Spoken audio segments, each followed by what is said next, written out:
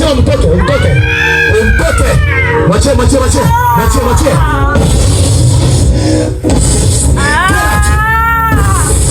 Get out. Achia maisha kijana. Achia. Mwachie. Ndio. Sasa ataondoka. Sasa sikiliza. Ninaamuru sasa. Hebu nilete huyo. Leta huyo.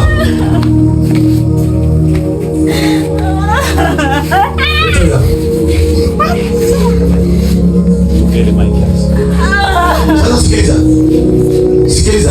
Nakwambia hivi. Huyu anaenda kuolewa. Huyu anaolewa. Nitakwambia aolewe. Sasa wewe ataondoka.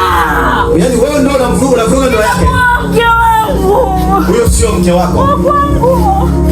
Nalala naye wa kwangu. Sasa sikiliza.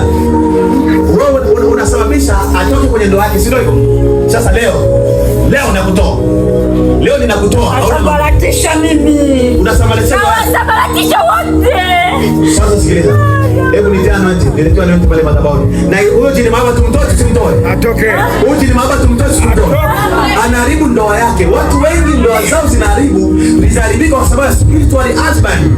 Akiwa ndani yako hataki ukae na mume wako, anawafarakanisha wewe na mume wake, yeye na mume wake, wanakuwa welewani, hawapatani. Sema fire! Sema fire! Sema fire!